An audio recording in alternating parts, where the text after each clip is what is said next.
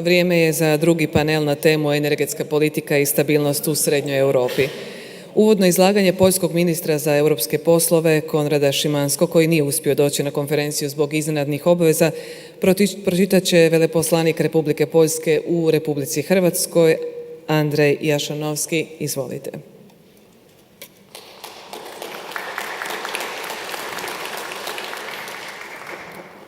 Dobar dan, hvala lijepo.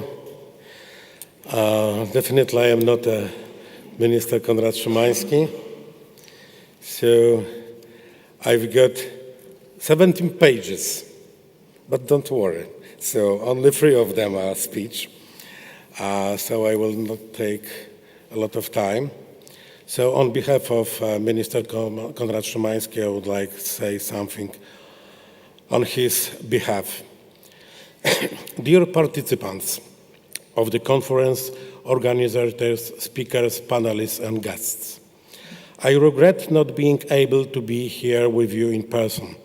However, still willing to be a part of this excellent event, I gave my voice to Andrzej Jašanovski, ambassador, who I asked to present my speech where I focused on energy security in our region and the climate change.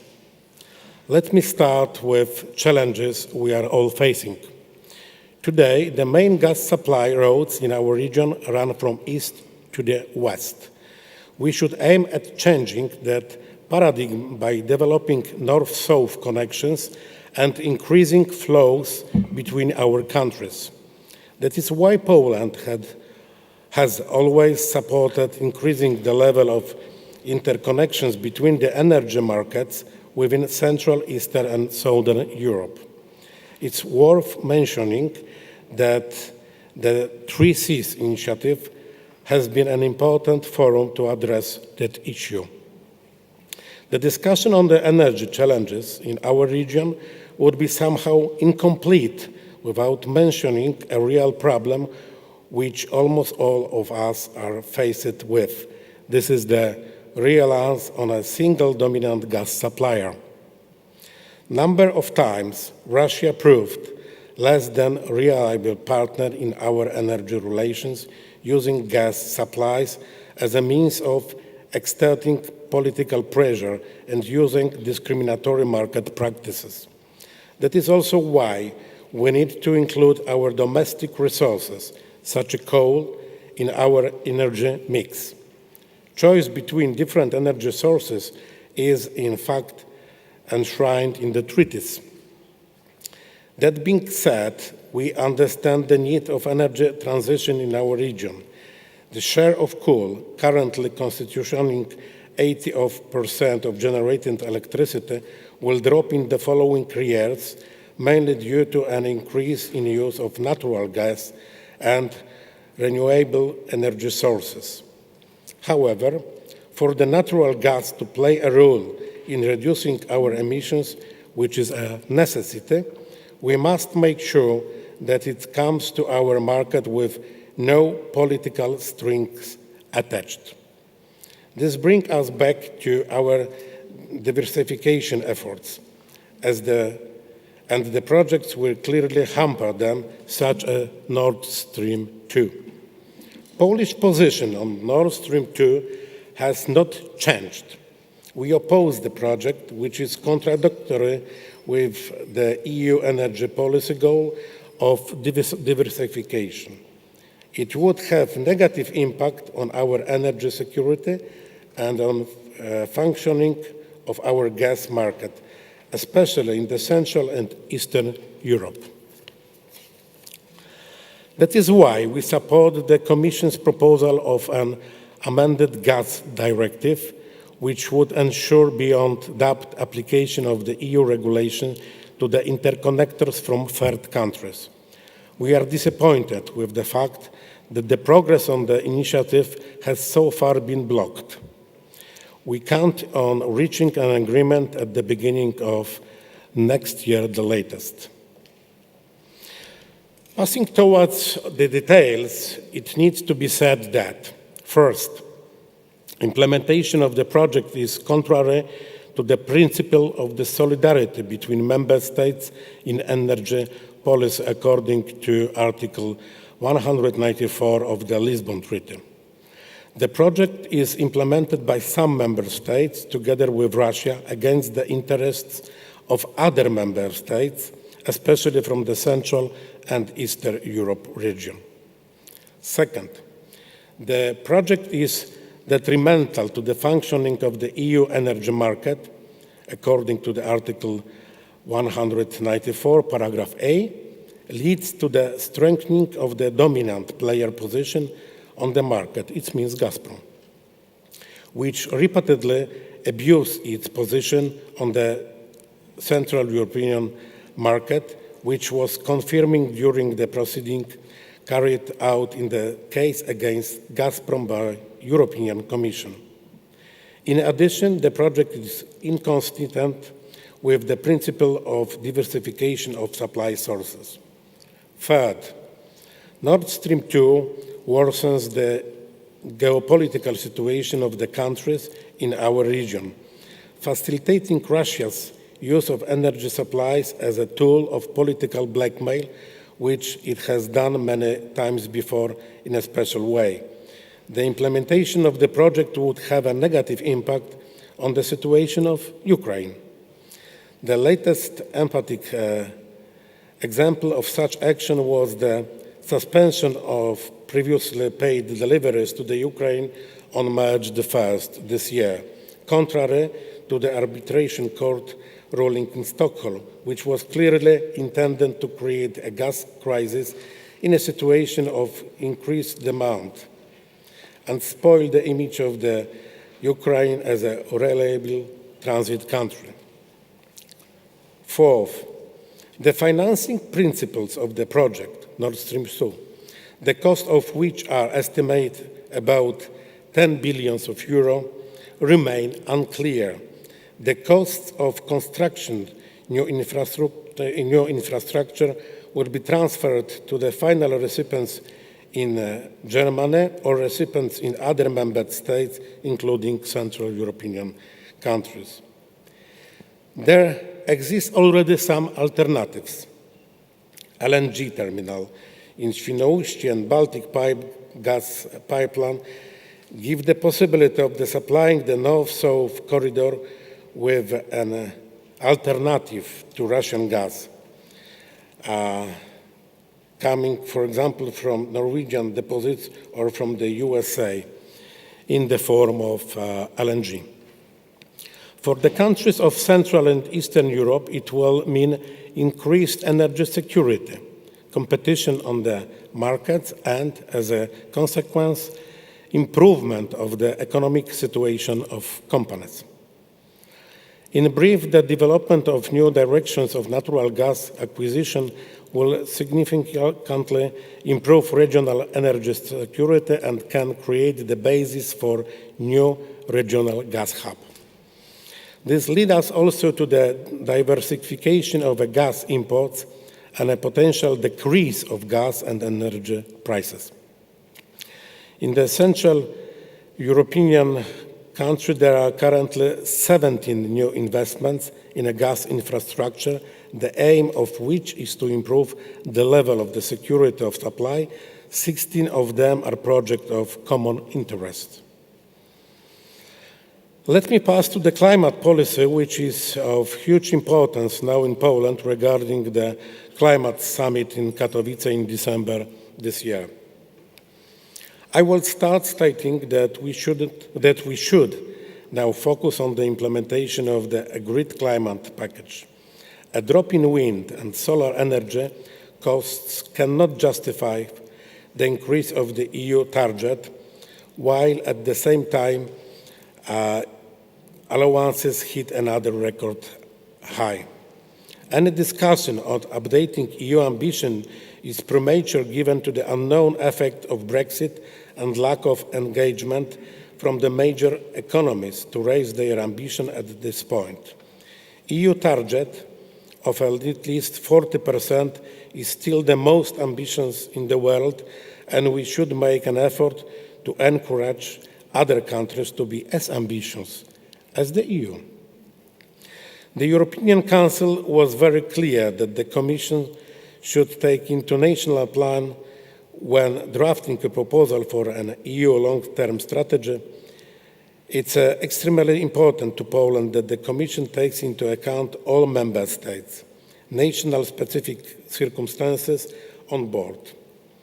And if after aggregating the national plans, more efforts will be deemed necessary to deliver on our commitments under the Paris Agreement, we should discuss it at the highest political level. EU must continue to create a positive momentum among all parties to enhance global climate ambitions. Nevertheless, targets mean nothing if there are no means of implementation.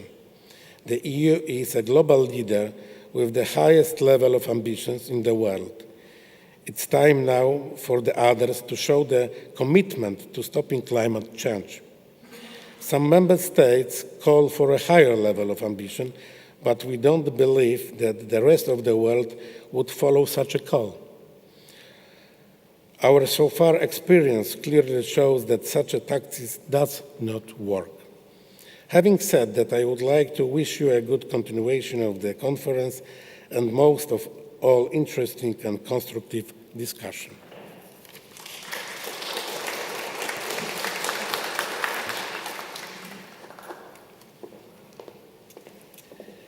Hvala lijepa gospodinu Jašinovskom. Pozivam sada da na pozornicu dođu moderator drugog panela, Hrvoje Krešić, reporter i urednik N1 televizije, te panelisti Nick Loris, Senior Fellow Heritage Foundation, Andraš Aracki, zastupnik Mađarskog parlamenta, te Davor Ivo Stier, saborski zastupnik.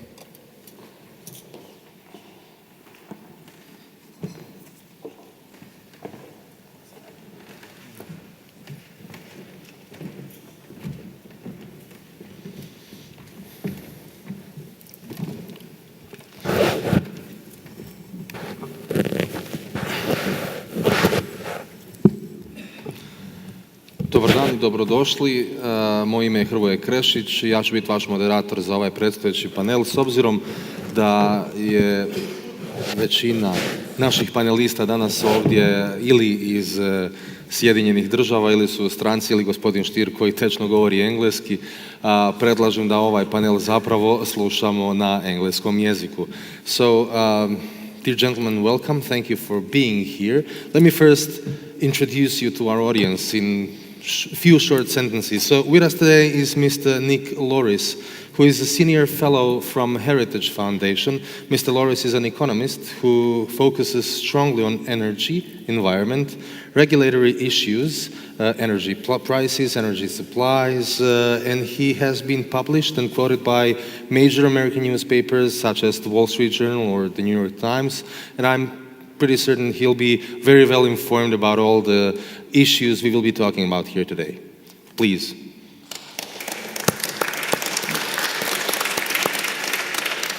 Then with us today is also Mr. Andraš Aracki. Did I pronounce your surname correctly? Thank you. Mr. Aracki is member of the Hungarian Parliament, and he has been member of National Assembly since 2010. He has been also Minister of State for Energy until quite recently, from 2014 until May 2018, and he has been overseeing the execution of Hungarian energy strategy. Prior to that, he was for 20 years legal counselor for the MOL Corporation, also a very well-known entity here in Croatia. Please. And last but not least, Mr. Davor Ivo Stier, former Croatian Minister of Foreign and Economic Affairs, currently member of the Croatian Parliament, also former member of the European Parliament, very well introduced with all the regional initiatives when it comes to energy, energy supply, and other issues that are crucial to foreign affairs today. So I suggest let's start with a few opening remarks from each of you. Mr. Loris, looking from afar, how does the energy situation, energy stability look like in Central Europe? Yeah.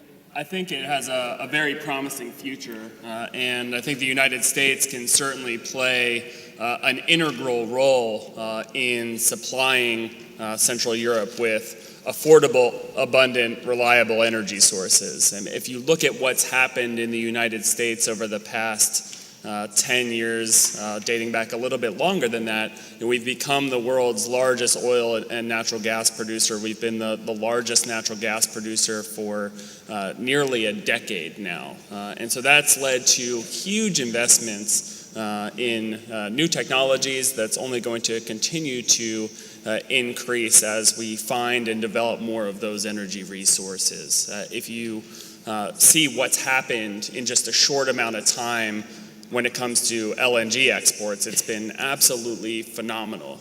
It was in 2016 was the first time in nearly 15 years that a non-contiguous state, basically not Alaska, was exporting LNG to our allies abroad. And in that time, it's increased more than 25-fold. As the energy minister from Lithuania mentioned, last year we exported 20 billion cubic meters of LNG. This year we're on pace to do even more. It's up 58% in this next year, and it's only going to increase. So this is all very promising. And if you look at the direction as to where things are headed, there's only going to be more terminals built in the United States. That there's no shortage of energy resources available, and the Department of Energy now in the Trump administration is taking the necessary steps to streamline that environmental review and regulatory permitting process to supply even more energy. So I think for Central Europe, this can only be anything but good news. I think one of the common threads that I've heard throughout a lot of the panelists' remarks today was diversification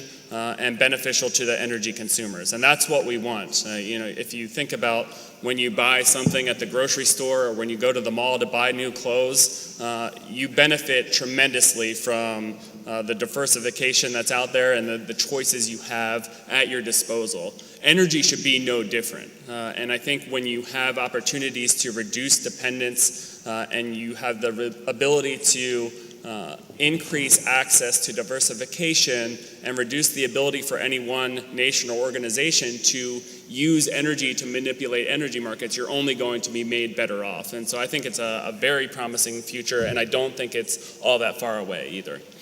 Well, you're quite an optimist, to Yeah. put it shortly. Okay. So, Mr. Arački, what is the Hungarian position when it comes to the energy policy and stability in Central Europe? Do you see yourself as key player within the region? Not yet. Not yet, but you want to be there. No.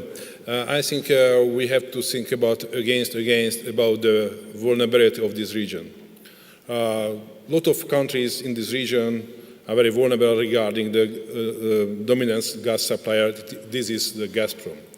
As you know, Hungarian consumers' consumption of the gas imported from 80% of the consumed gas imported from Russia. It is a huge volume, and we are very dependent and we are very vulnerable. And so Hungary are very committed to work on the diversification of gas sources and diversification of gas routes. And so in the last decade, Hungary has, with all neighboring countries, gas interconnectors, with Slovakia and with Romania and with Ukraine and with Serbia, not yet, Slovenia not, and Croatia and Austria as well.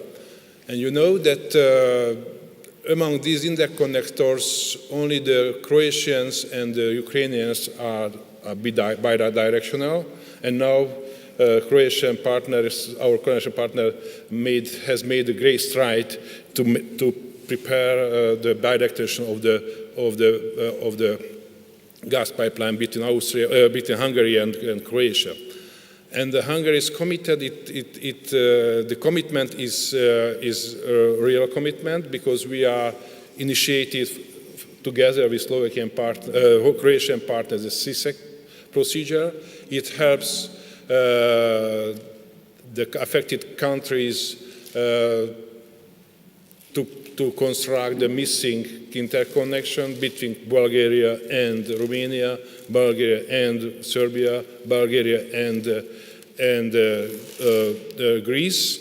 And I hope in the future we will construct another interconnector between Slovenia and Hungary, but it is a very low-level situation, but we are thinking about this interconnection.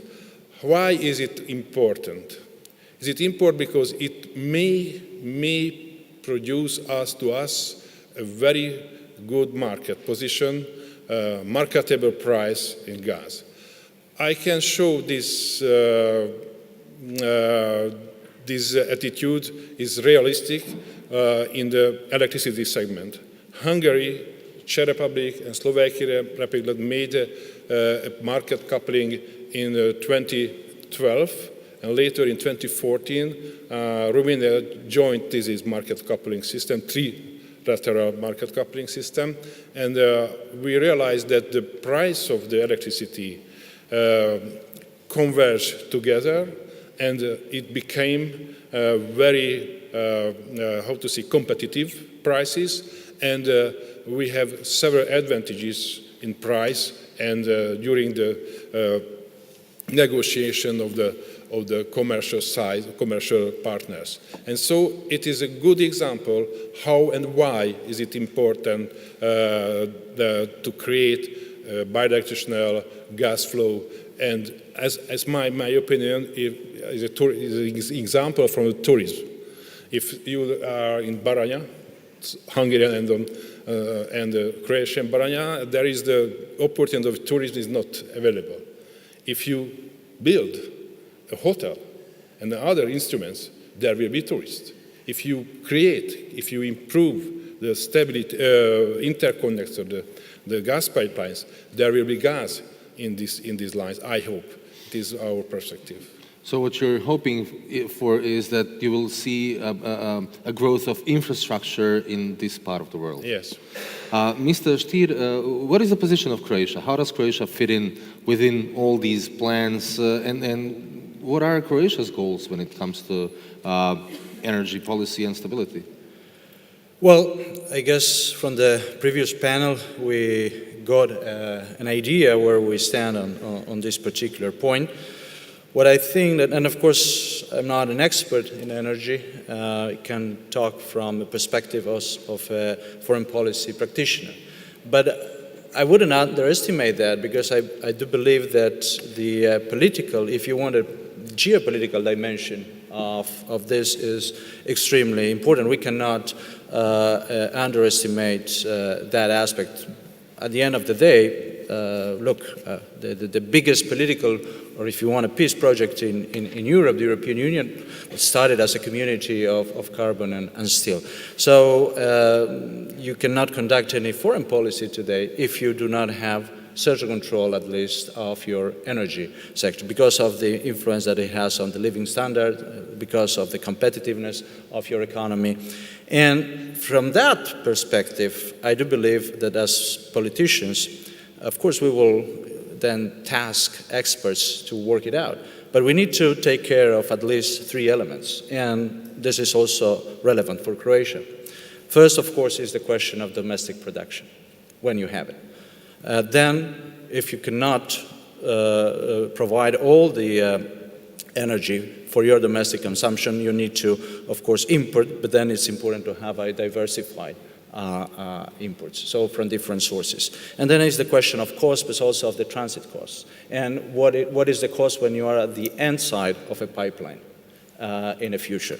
So to go straight to your question, in terms of domestic production, what we have, for example, in the gas market, we see annually, and the President said this morning, that annually we are reducing our gas production, domestic gas production, by 8%. So this is something we need to be aware. We used to produce more than 60% of the needs of Croatia in terms of gas. And now we inverse that. Actually, we import more than what we are producing for our. This is something that has to be, and the question of the reserves and storage gas is another issue. So we need to increase production. Experts are telling me this is possible. So obviously there are some political issues that are impeding that. It has to do, in a way, also with the questions that we have in INA and the disputes that are there. And the foreign policy here can be, for example, in 2016, we started with something that we call it the umbrella approach. Put the INA MOL issue under an umbrella, because that was contaminating the bilateral relations. Try to rebuild confidence, working out some other issues where there are no problems, and eventually solve also this question. Based on of course, Croatia will look or should look after our national interests. We know that Viktor Orban will look after the Hungarian, that's for sure. But diversification is the second, and I'll be very brief. LNG terminal here, it seems to be a critical project. During the center-left government, I think that they paid a lip service to this, and nothing was really moving.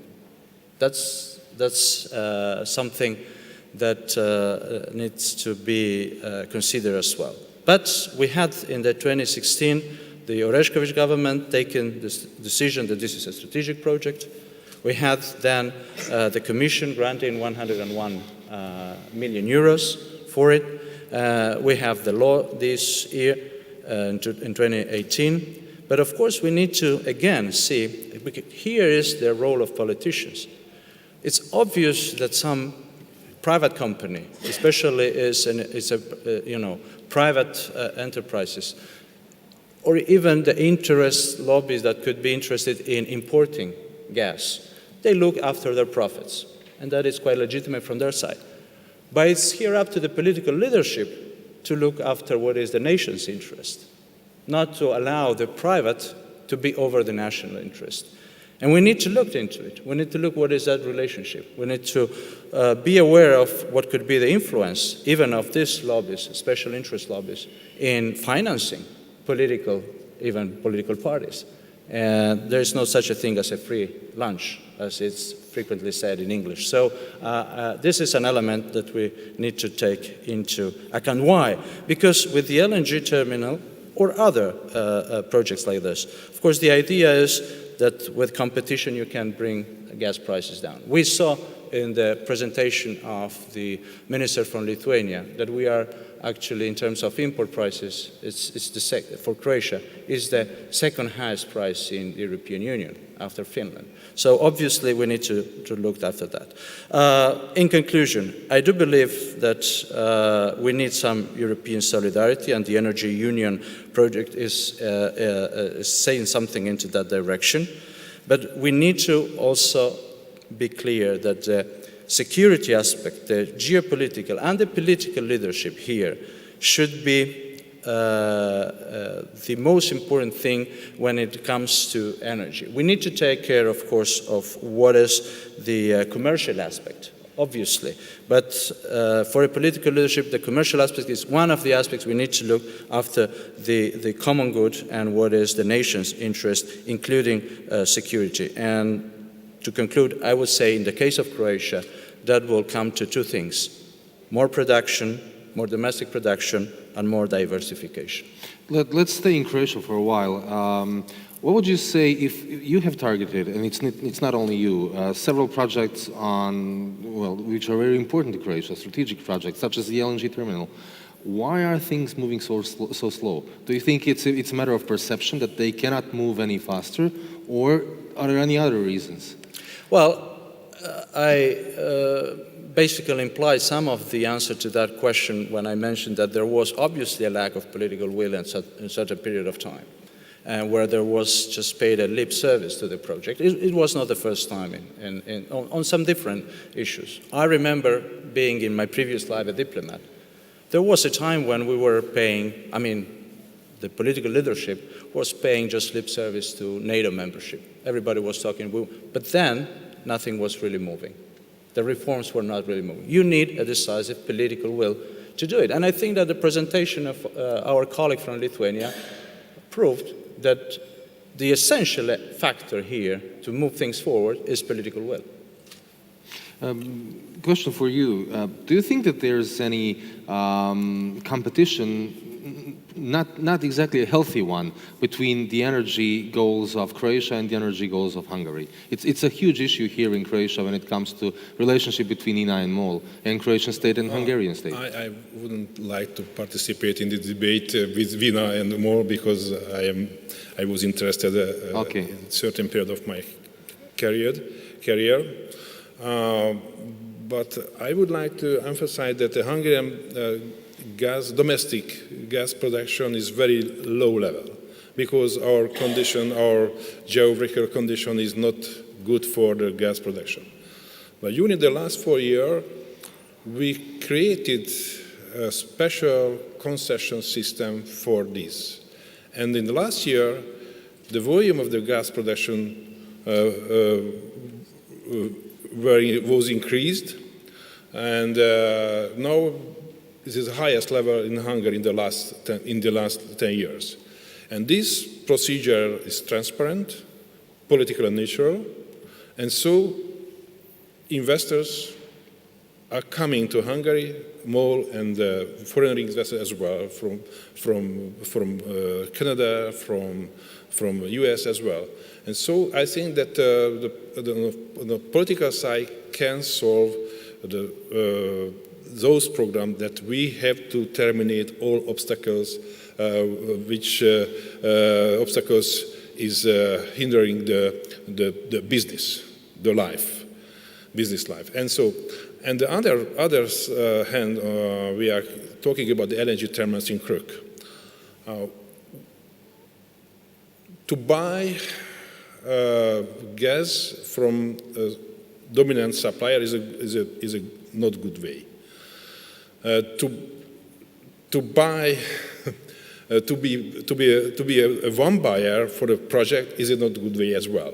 And so we are working on, if I am right, on to solve this problem relating to LNG terminals. And I hope that Mr. Chikotic mentioned that they try to diversify the position, the role of the LNG terminals and the pipelines in Croatia. And I would like to add that from the decision of the LNG terminal until this moment, the situation, market situation of natural gas in Hungary has been changed because Rua project, Romanian, Hungarian gas pipeline, and offshore reservoir in the Black Sea will participate on the market in Hungary, I hope, after the final investment decision by Exxon. And the Slovakian bidirectional pipeline, it is a new chance after the Polish-Slovakian cross-border will be complete. And so we are, from this perspective, I think we have to talk about the LNG terminals in Krk, how we can transport, we can sell the gas not only for Hungary, but for this region. I think we have a voice from Poland that wants to be heard. Yeah, I would like to add only regarding the LNG terminal in Poland and interconnectors, that some people say, okay, we understand why you are building such a project, we understand the security reasons, but what about the economical side of this project? Does it worth to build it or not? So I would like to inform you that exactly a week ago, Polish side has signed a huge contract with a leading American company for supplying of LNG for next 20 years, and the price for American LNG is 20% cheaper in comparison to gas from Gazprom, which we are paying right now. So it's also economical. So it's not only security. Your Excellency, you may join us here. Minister Szymański may not be here, but his chair is empty, so please feel free to join us. You wanted to add something? I'll add two things. One is that I think that price differential can only get better, too. In the United States, we only have a few terminals that are actually up in operation and exporting LNG right now, and have 14 that are still going through the environmental review and permitting process. And these technologies are only going to get better. As I said, this is relatively new for the United States. Our first export terminal was actually an import terminal because we thought we were going to be importing natural gas for the foreseeable future. And so I think LNG coming from the United States will only get cheaper as the technology improves. So I would be cautious to look at just static approaches as to whether something's economical or uneconomical right now, because prices can change so constantly that I think what might ultimately be uneconomical now could be economically viable in the very near future. And the other thing that I would add is I think the combination of political leadership will come from external pressure. And if you think about raising the profile of something, this is exactly what an event like this is for, is to raise the profile of LNG, of this potential project in Croatia. One of the things that helped move LNG along in the United States was external pressure from foreign ministers, from ambassadors, from people who wanted to reduce their dependence on one supplier, to really motivate and incentivize our members of Congress to act and implement legislation that would allow LNG to come online in a much more expeditious manner. And so that external pressure is critically important to motivate the political leadership that's necessary to see projects like this through. We've heard on several occasions words like Gazprom and Russia. Do you think that Russian influence in the energy market of Central Europe is a fair play influence or not exactly a fair play one? The question is to you. Gosh, that's a loaded question. That's what we journalists do. Yeah, good.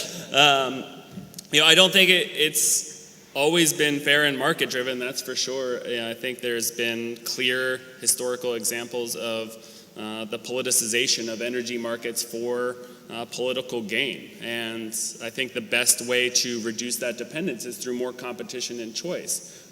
In the United States, we've enacted a lot of bad policies on the notion that we need to reduce dependence on foreign oil, for instance, or that we need to transition to a certain energy source. And it's usually been through mandates and subsidies. And it's been very costly to American taxpayers and to energy consumers because they've been forcing pricier energy onto American energy consumers. I think if you have more diversification and choice through competition, that changes. Yes, Russia may undercut that price in some instances, but that's only going to be the benefit of consumers, and it's going to motivate the competitors to reduce their prices as well. So I know the Central European energy markets and the complications that Russia poses are very different from what happens in the United States, but I still think if you have free enterprise and free markets in the long run, you're ultimately going to be better off and take that ability away to manipulate energy markets for political gain. Did you want to add something?